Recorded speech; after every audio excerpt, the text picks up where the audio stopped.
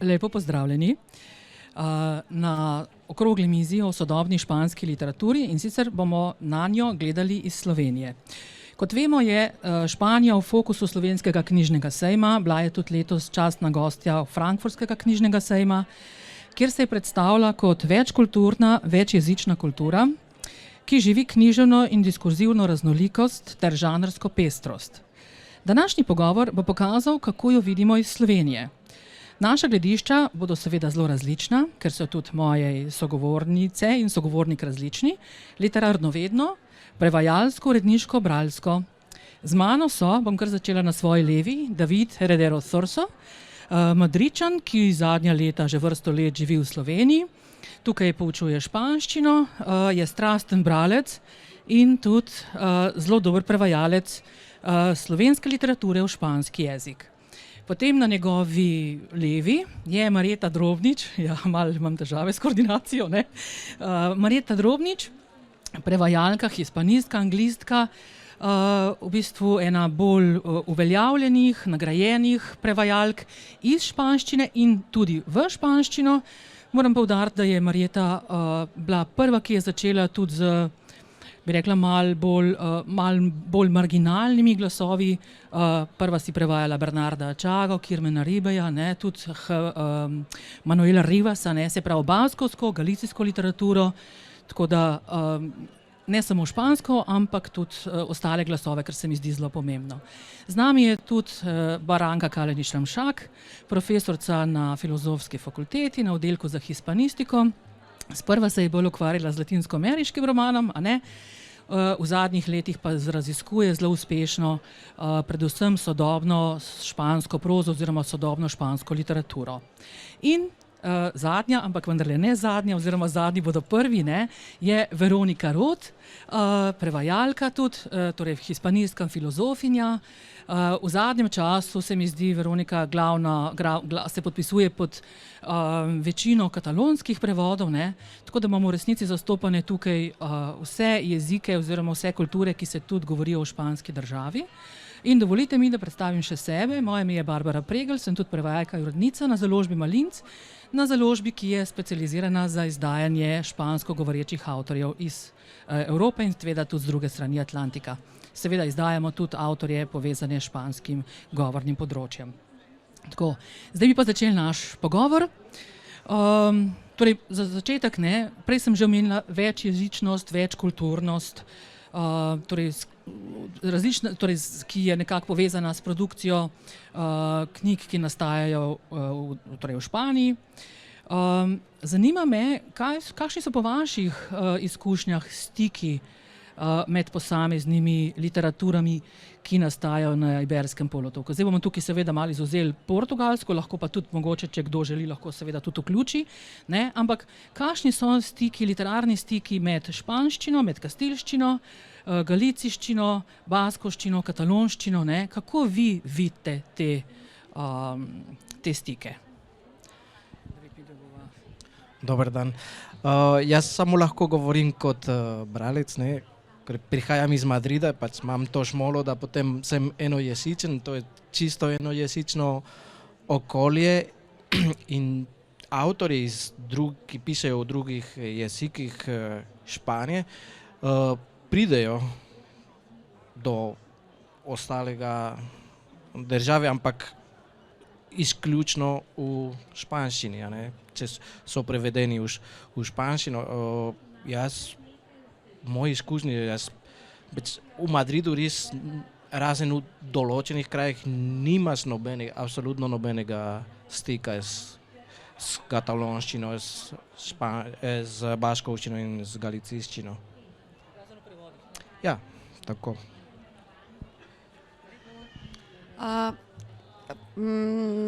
Mislim, da je to res, kar je David povedal. Se mi zdi pa tudi res, da v zadnjih letih se to nekako bolj odpira, no. Tudi avtorji, včeraj sem prav premišljevala, kateri avtorji bi bili tisti, ki so, na primer, ki se tudi v svojih delih navezujejo na katalonščino, baskovščino oziroma na baskovske avtorje in na galicijske avtorje. In sem v bistvu v zadnjem letu izmed teh del, ki sem jih prebrala, sem vsaj dva našla.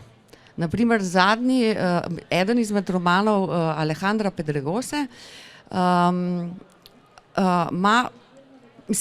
on je pač avtor, ki piše v kastilščini, se pravi v španščini, in ima v svojem delu vrsto katalonskih izrazov, ker je njegov glavni junak Katalonec. Tako da je to, je pa, mislim, da je to, potem imamo naprimer Cristino Morales.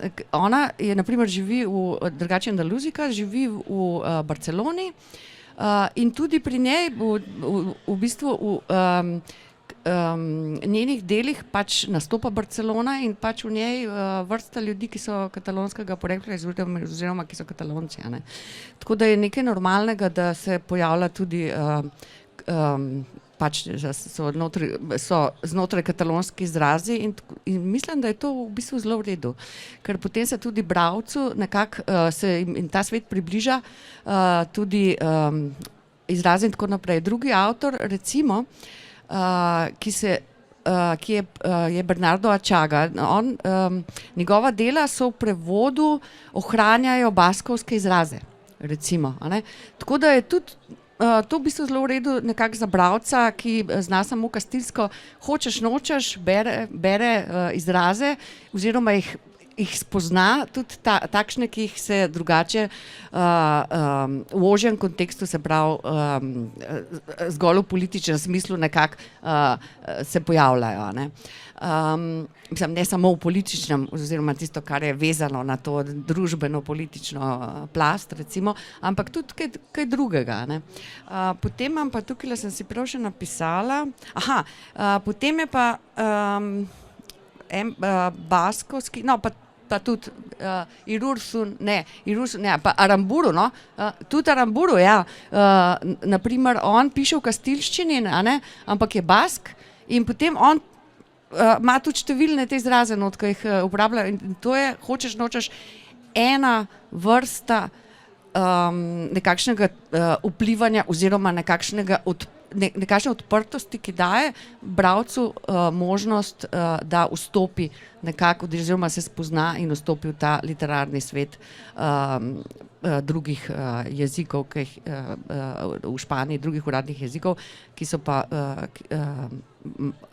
manj številčnejši kot pač bralci v kastilščini. Tako da nekaj tega je, pa jaz mislim, da tudi avtorji vsaj kolikor vidim v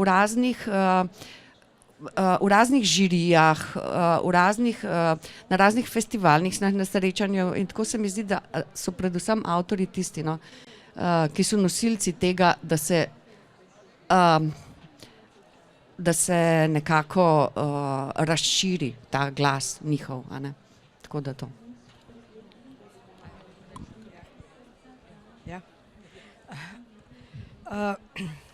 Hvala Marjeta za ta oris v bistvu teh nekaterih avtorjev, ki dejansko se trudijo za večkulturnost tudi skozi svoja besedila, ki so seveda prevedena v španščino, v kastilščino. Mogoče bi tukaj sam malenkost orisala nek zgodovinski kontekst, da nam bo bolj jasno, zakaj je temu tako.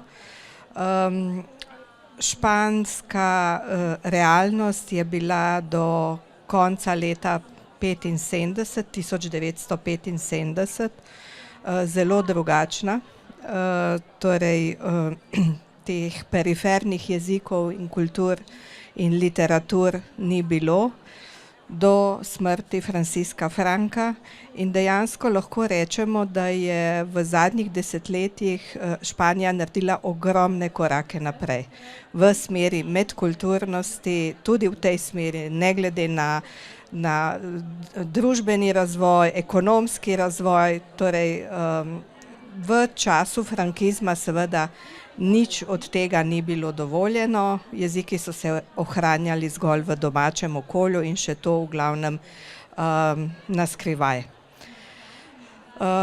Tako da celo so bili primeri, da matere niso učile svojih otrok recimo katalonsko, da jih ne bi ogovarjali otroci na cesti katalonsko, ker jih potem lahko kdo prijavil in bi prišle v težave. Torej, to je v bistvu nepojmljivo dan danes. Seveda čas tranzicije je bil naporen, 10 let lahko rečemo v 80-ih letih, potem pa dejansko vsi zakoni, razvoj literature, razvoj perifernih jezikov, številne literarne nagrade, številne založbe, ki niso več zgolj v Madridu oziroma v tem kastilskem jezikovnem okolju. Vse to je pripomoglo, da je danes v bistvu res to raznolika kultura, ki se zrcali tudi v literaturah, ampak seveda še veliko stvari je za dopolniti, za doreči. Tako da seveda večinoma v Sloveniji mislim, da sicer ne vem, kolegica bo povedala, nekateri prevajajo lahko tudi iz teh drugih jezikov, baskovsko ne vem, če je možno. Barbara, ti znaš? No, skratka, to so sporadični res primeri in imamo ta privilegij, bi povedala, založba Malinc se res tukaj trudi pokazati to multikulturnost in mislim, da je to ena velika dodana vrednost, ki je druge založbe ne počnejo. Jasno pa je, da zaradi širine govornega španskega trga literatura, sodobna literatura v španščini ima največji domet, ne samo v Španiji, ampak seveda tudi v Latinski Ameriki, ne. To je ogromno tržišče in nekateri avtorji iz teh perifernih jezikov morda poskrbijo za prevod, pišejo v svojih jezikih, poskrbijo za prevod v španščino, ali pa nekateri so pa tudi proti temu, ne, se upirajo temu. Skratka, jasno pa je, da seveda mednarodni domet je za dela, ki so napisana, prevedena v španščini, veliko večji in višji in odmevnejši kot v teh jezikih. Ampak kot rečeno, vrata so se na široko odprla in to dejansko je treba priznati vsem demokratično izbranim vladam v Španiji po letu 1975. Moramo pa vedeti, da je v tistem času prej obstajala cenzura, ki je strogo cenzurirala vse knjige, ki so se objavljale, vse filme, vso kulturo, bolj stroga sicer takoj po državljanski vojni, kasneje malo bolj odprta, ampak cenzura je še po Frankovi smrti, so primeri, da so ljudje imeli, da so jim prepovedali objavo knjige leta 1977.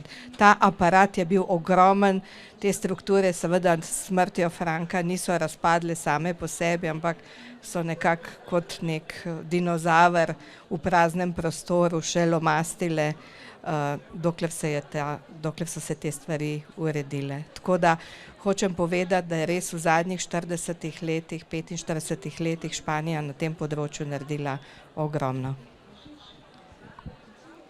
Jaz bi se po eni strani strinjala, da je Španija naredila v teh letih ogromno, mislim pa, da Španija vseeno vodi precej zapleteno jezikovno politiko, ki je vseeno daje prioriteto španskemu jeziku in so drugi, čeprav bolj maloštevilni jeziki, so še vedno zapostavljeni. tudi pri nagradah, naprimer tudi že pri nagradi SSI, ki jo podeljuje ambasada, je bilo dolgo časa tako, da so bile lahko predlagane dela samo iz španskega jezika, ne pa tudi iz jezikov. Ne vem zdaj, kako bo. Ja, še vedno je tako, ja. No, to, če bi šlo za enakopravnost jezikov, se to naprimer ne bi smelo dogajati. Bi mogla biti nagrada razpisana tudi za prevode iz katalonščine, baskovščine, galiciščine in tako naprej. Torej, če gledam bolj z katalonskega vidika, mislim, da se je v zadnjih letih naredilo, pa kar se tiče jezikovne politike, velik korak nazaj v bolj represivno politiko in je tudi drža avtorjev odvisna od tega, ali Katalonci se naprimer zavestno odločajo, ali bojo pisali v španščini ali bojo pisali v katalonščini. In to je za moje pojme tudi posledica neke ne dejanske, ampak neke notranje cenzure oziroma zavedanja, da če boš napisal knjigo v španščini, boš lahko jo predstavil na več natečajev za nagrade oziroma bo njen domet večji. S čimer samo po sebi ni nič v redu, če od zadaj ne bi bila jezikovna represija. In Katalonci, ki se odločajo, da pišejo v katalonščini, se pač zavedajo tudi tega, da bo njihov domet manjši. Glede tega, koliko lahko sami avtorji poskrbijo za prevode, je pa odvisno, nekateri, ki so že uveljavljeni, mogoče več, drugi manj.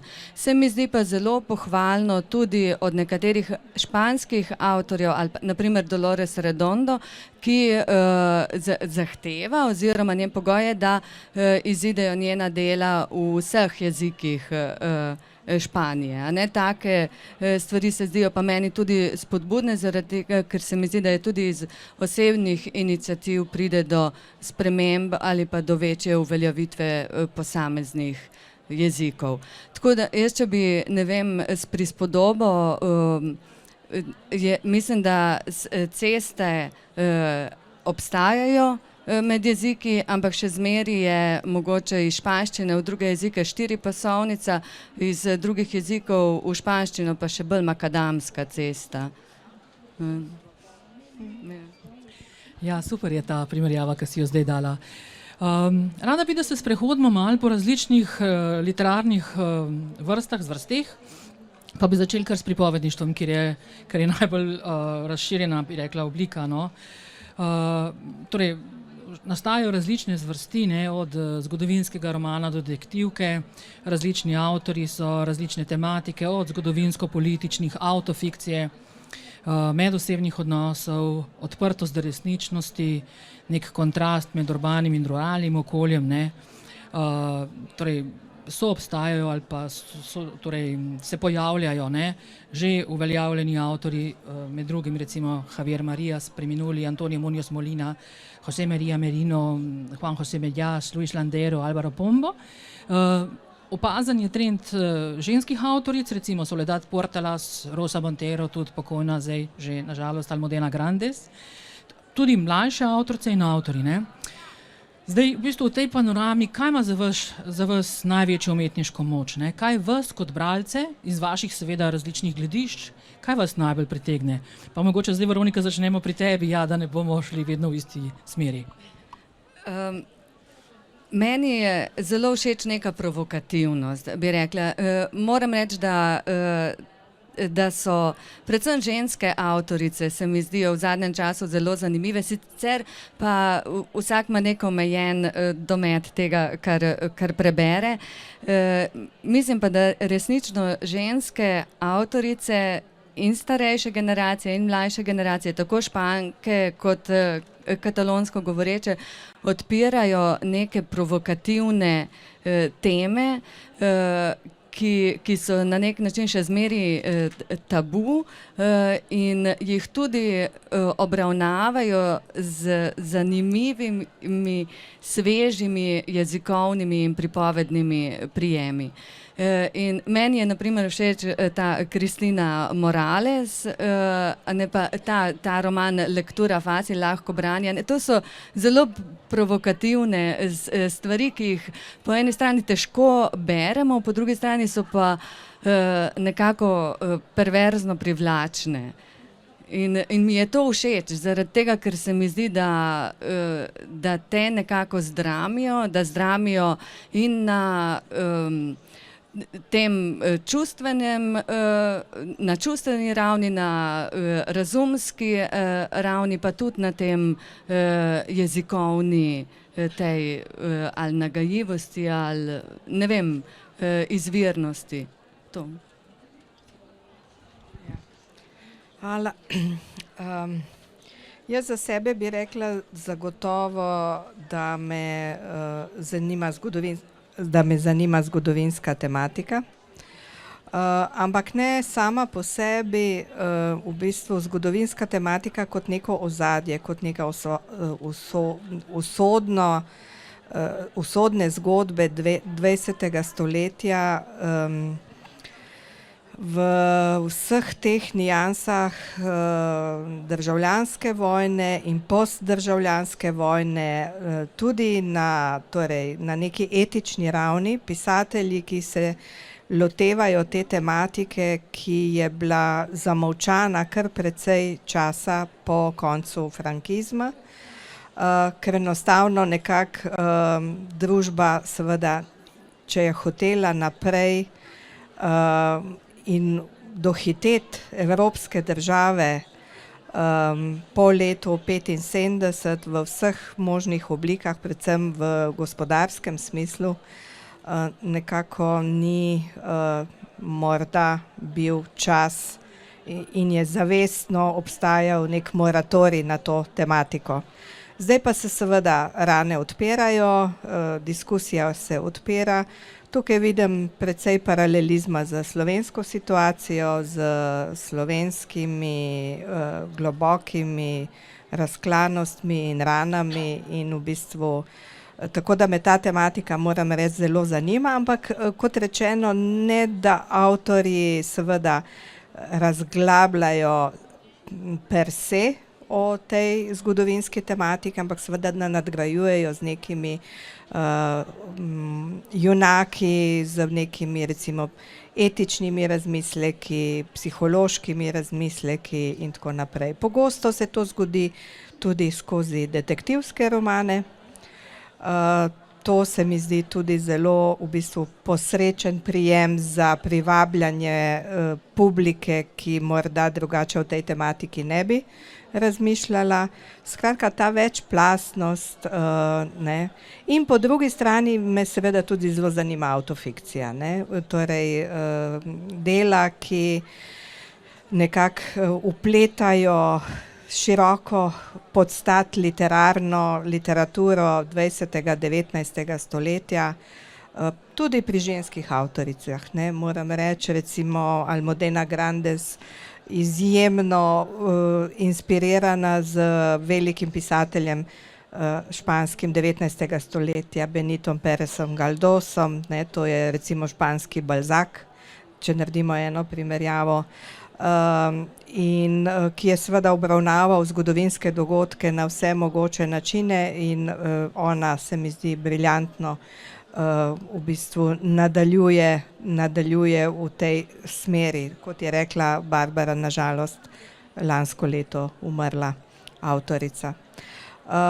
In seveda avtofikcija, reference na literaturo, literatura, ki nam lahko pove, ki nam lahko nudi v bistvu odgovore na številna eksistencialna vprašanja. Seveda ta literatura zahteva nekoliko zahtevnejšega bralca, ki seveda lahko prepozna, lahko pa tudi ne vse te reference, bolje, če ja, več ima od takšnega branja. ampak mislim, da ta usmeritev nastala prav nekako na prelomu 20. stoletja v sodobni španski literaturi, ker skupaj z začetkom demokratizacije v Španiji je naenkrat prišlo do neke liberalizacije objav, polno tematik, polno naslovov, ekonomski element se je vpletel v torej ta tržni element, kaj so to bestsellerji, kaj so najbolj prodajani, kdo doseže največje število publike.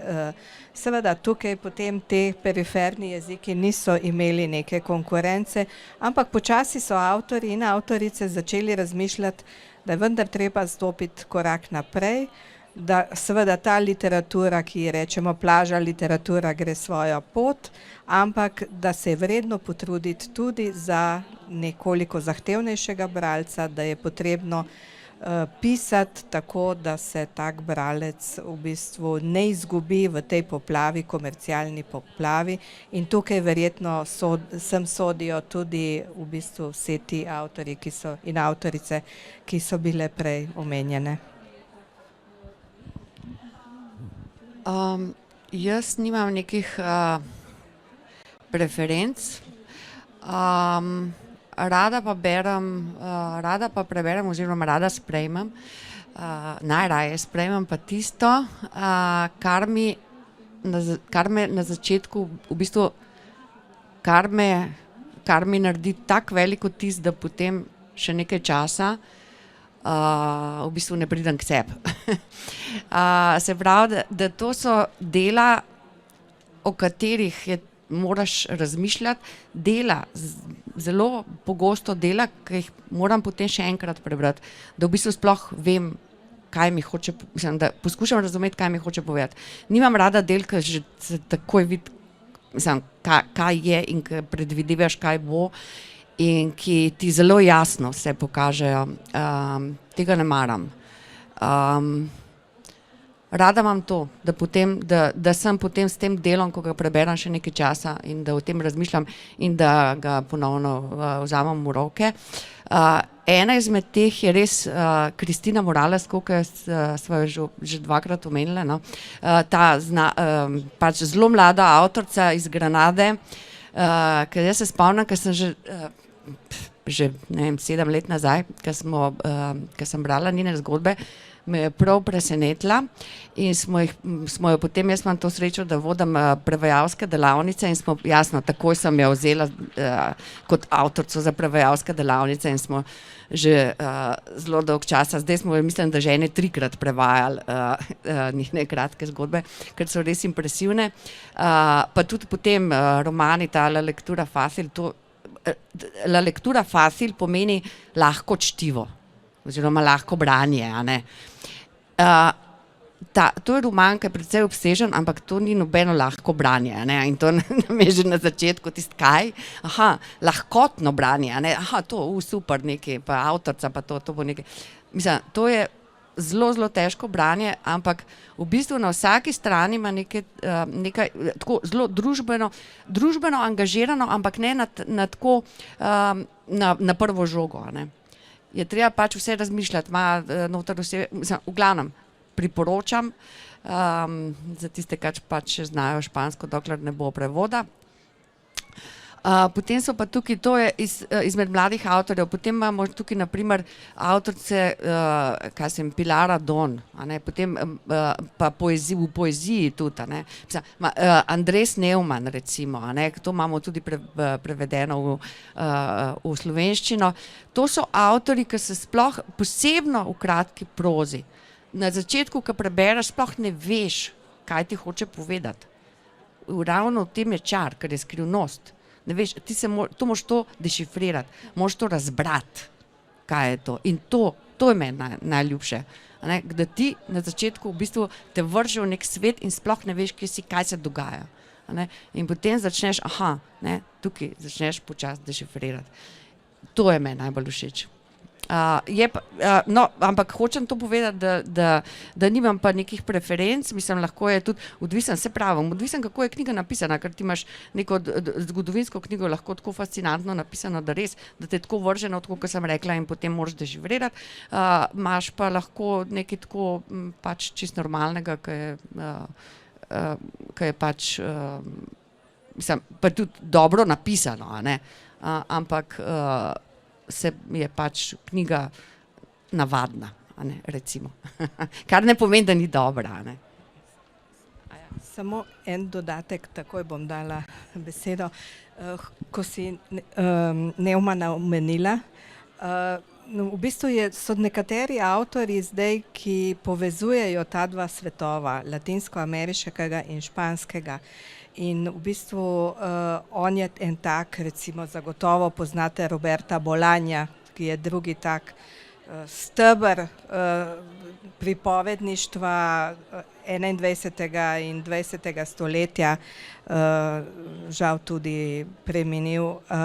V bistvu kar nekaj je teh avtorjev iz Latinske Amerike, ki se grejo nekakšno rekonkvisto, lahko rečemo, v nasprotni smeri, ker prihajajo v bistvu v Španijo, povezujejo v bistvu ta dva svetova v literaturi in to je, se mi zdi, tudi ena izjemna literatura, tako bogata, tako široka, tako odprta, kamor se zagotovo v bistvu sodijo potem tudi vse te periferne kulture in pravice, o katerih smo prej že govorili. Oprosti. Jaz se strinjam s vsem, kar so rekli. Meni osebno je tudi, se bom najbolj strinjal z Veroniko, ne, ker najbolj mi je všeč pri španski literaturi je ta provokativnost, ne, in ko obravnavajo marginalizirane teme, ne, naprimer pač drugače spolne usmerjenosti in tako, ne. Bom še enkrat dodal, da mogoče izgleda, da naredimo reklamo, ampak res mene tudi Cristina Morales in lektura Fácil v zadnjih časih mi je navdušila, da vsaj eno ime vzamete, ne, s sabo, Cristina Morales. Bi pa dodal in se nanašal na to, kar je rekla zdaj Branka, tudi so te avtorji, ki gradijo most med Ameriko in Španijo in tukaj 2 meseca nazaj, zadnji mesec, čisto slučajno tukaj v Sloveniji, v knjižnici Šiški je bralni klub v španščini in sem odkril eno pisateljico, sicer Perujko, ki živi v Madridu že več kot 10 let, Gabriela Wiener, in sem bil prav navdušen, ne, ko nikoli nisem prej slišal za njo in sem bil prav navdušen. Ona se presprašuje veliko o tem, o konkvisti, ne, ko je Španija oziroma Kastilija osvojila Ameriko, ne, in tudi je veliko na tem situacija priseljencev iz Južne Amerike v Španiji oziroma v Madridu, kjer ona živi, ne, kjer smo imeli po letu 2000, je bil velik val priseljevancev in se mi je zdelo tudi zelo zanimivo, ker ona je res imela veliko tudi tem odpira, ne, v tem romanu, ki ga smo brali, ki je Guaco Retrato, se imenuje. Sicer pa ne poznam mogoče toliko, ker sem tukaj, ne, nisem toliko na tekočem. Zdaj, pred kratkim sem bil v Madridu po dolgem času, zaradi pandemije nisem bil v Madridu in sem hodil v knjigarne in sem bil prav presenečen, ker sem že pozabil, ne, da je skoraj tisto, ki je čista komerciala, no, pač to, kar se prodaja, je res zgodovinski romani, ampak ne kot je Branka rekla o 20. stoletju, ampak bolj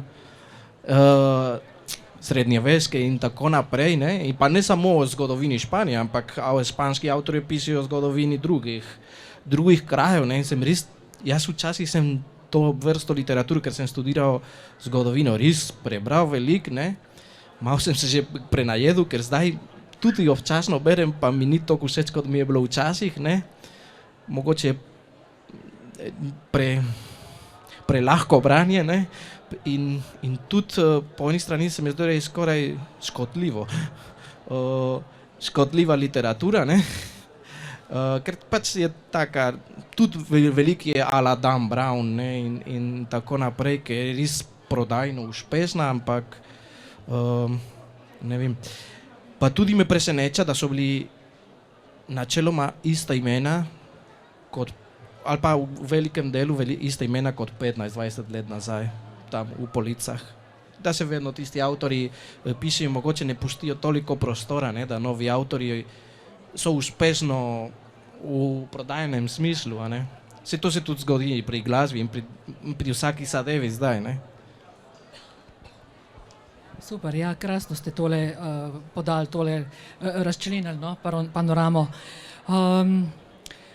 Prodor španske literature na tuje trge sicer ni nov, ne. To je v bistvu seveda španska literatura, je osrednja, kanonizirana literatura in tako naprej in se veliko prevaja.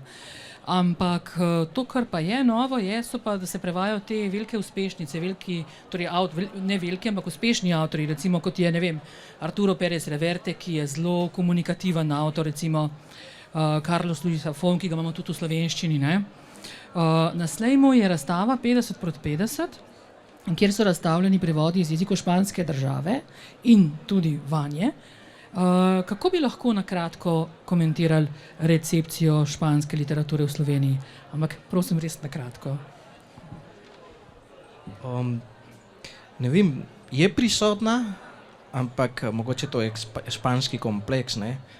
Ker radi se vedno primerjamo pač ta zgodovina velike države, ne? In se pogledam, se mi zdi, da francoska literatura, na primer, ima veliko več dosega v Sloveniji kot pa španska, ki se mi zdi se vedno nekoliko anekdotično prisotna. Pa ne vem, mislim, da bi se kar strinjala, no. Mislim, da bi morala biti veliko več. Zdaj, seveda, takšne uspešnice, a ne, te, ki so res uspešnice, moramo razumeti, da to gre, veliko stvari gre preko založb, a ne.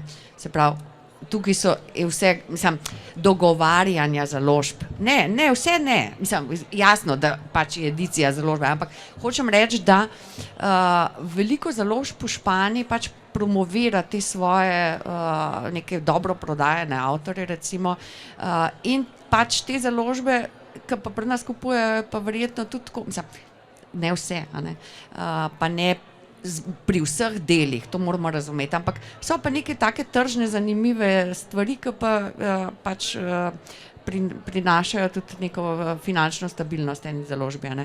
Tako da to se mi zdi, da je, in te uspešnice pač vedno bojo in mogoče je to po drugi strani pa tudi fino, da se nekako španska literatura mogoče tudi preko uspešnica, ne, da rečeš, ta je tudi španski avtor, bom pa tudi tega prebral, ne, tudi, in prebereš pa mogoče tudi kaj dobrega po tem, a ne.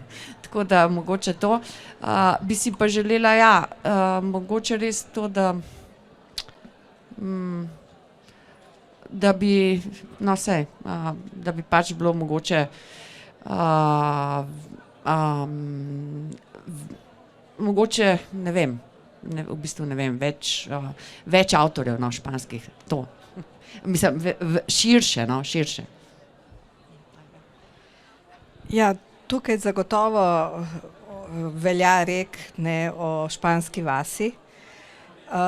Še vedno seveda španščina, razvoj španščine, prevodi, literatura, ki jo beremo potem v slovenščini, se je na tem našem knjižnem trgu priključila veliko kasneje kot francoska, angleška, nemška, italijanska književnost.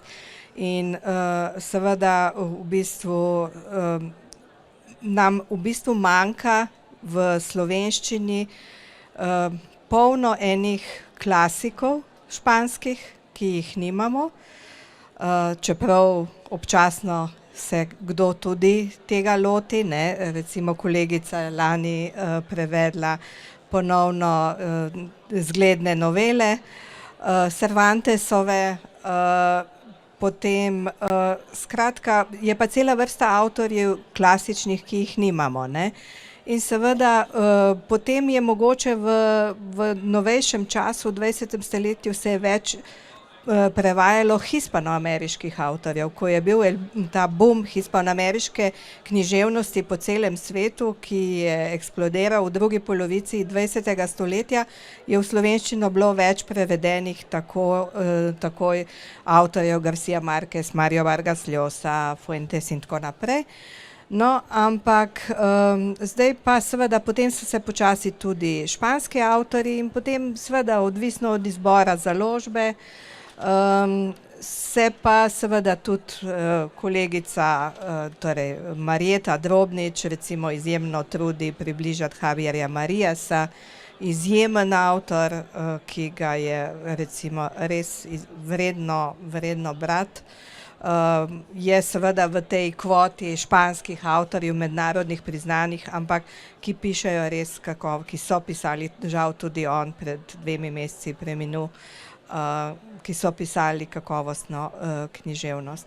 Tako da bi si želeli res več v bistvu teh nekega balansa, tudi mogoče res tega pogleda za nazaj. Obstaja cela vrsta romanov 19. stoletja, literature začetku 20. stoletja, ki jih nimamo prevedene, pa tudi v bistvu teh zgodovine zlatega obdobja španske književnosti 16. 17. stoletje, ki je bilo, torej to je bilo obdobje, ko je bila španska literatura številka 1, lahko rečemo, v Evropi, ne. In tega nam seveda kar precej, meni se zdi, v tem našem zgodovinskem pogledu primanjkuje. Jaz bi se zelo strinjala s profesorico Branko. Rekla bi, da so res te vrzeli, ki jih imamo bralci v slovenščini, španske in drugih jezikov iz Španije, kar precejšnje in da bo te vrzeli s časoma potrebno zapolniti, zaradi tega, ker je v španščini napisana literatura izredno bogata in ker prinaša resnično poglede tudi na svetove, ki nam niso tako zelo blizu.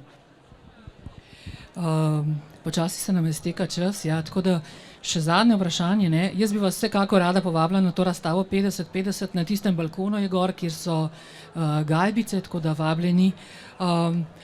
Tukaj imam še vprašanja, ki se mi zdi, da bi jih pa zelo na kratko sam komentirali, ampak res v eni povedi ali pa 2, ne. Se pravi, če upoštevamo tisto razstavo tam, ne, ali pa tudi če jo ne, to, kar se mi je zdelo zelo zanimivo, je vitalnost eseja, če bi kdo želel to še kaj komentirati. Potem poezija in dramatika, ne, poezija je sicer malo bolj marginalizirana, dramatika spet v enem zelo zlatem obdobju, ne, se pravi zelo dobra, zelo na vrhuncu. Potem področje stripa in mladinske književnosti, ne, na razstavi se zelo vidi, koliko v resnici imamo mladinske književnosti tudi prevedene, ne. Tako da v bistvu sam še eno zadnje kratek odgovor, kaj se vam zdi, no, kako bi lahko to pokomentirali? Ne bi pokomentirali? Ja, mene v bistvu me veseli to.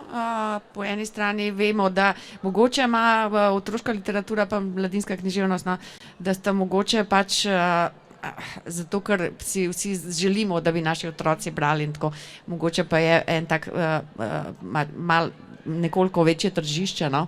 Tako da se mi zdi pa tudi pomembno, da se ohranja neko kvaliteto pri tem, ne.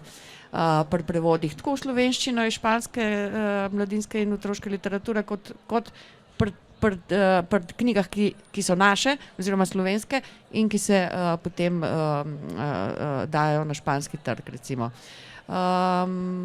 Ja, mogoče, ne vem, koliko je pa tega v katalonščini, pa v baskovščini, pa v galiciščini verjetno, pa bolj malo, ne. Se pravi, je kar veliko. No, okej. Ne, slovenskih v katalonščino. Okej, super. Tako da to, to se mi zdi pač pohvalno, da se to dogaja.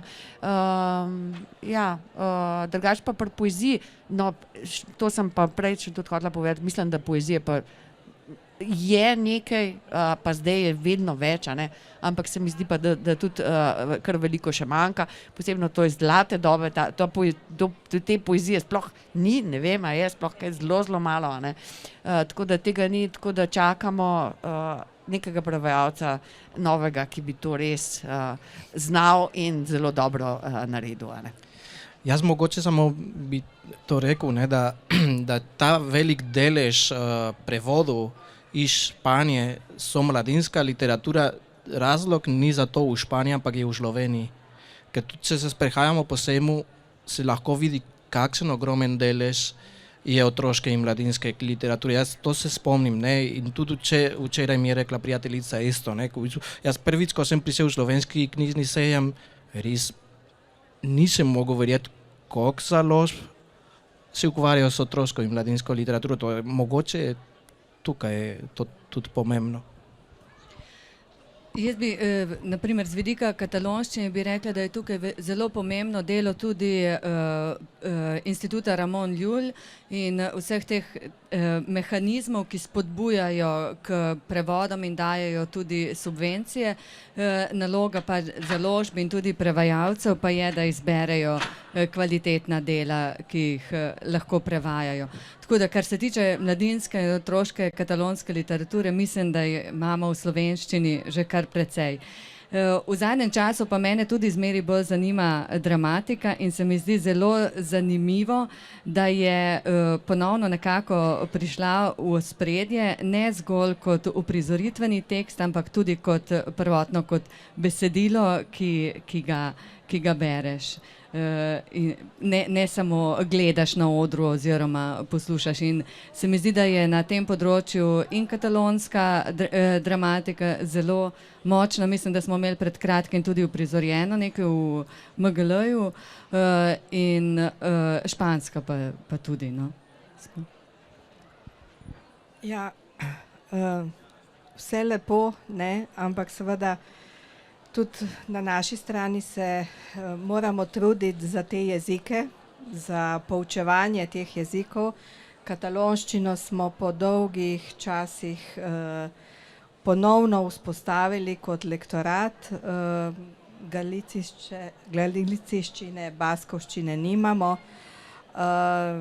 To so stvari, ki so včasih res zelo mukotrpne. Če smo že na Iberskem polotoku, naj povemo, da imamo od letos portugalščino, študij portugalskega jezika in književnosti. Pri tem projektu moram reči, da sem aktivno sodelovala, ampak se ne bom kaj dosti zlagala, če morda rečem tam 15-20 let, da smo prišli do akreditacije študijskega programa. To so stvari, ki so res na dolgi rok. In upam, da v bistvu ne bo kdaj kdo prišel, ki bi rekel, imate preveč jezikov, je treba to ukiniti. Ampak seveda, kakšne take stvari se tudi slišijo, morda off the record, pa bolj ob kozarčku. Tako da v bistvu to je zelo pomembno, da lahko seveda prevajamo, da lahko smo v stiku s to literaturo in tako naprej.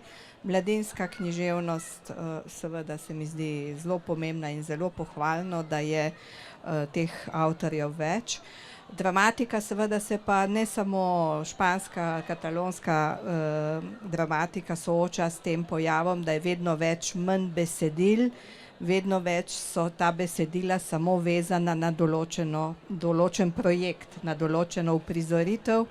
Tako kot smo včasih, tako kot beremo klasično dramatiko, tega je vse manj in tako da je v bistvu, je pa potrebno biti odprt seveda za besedila, ki prihajajo iz teh okolij.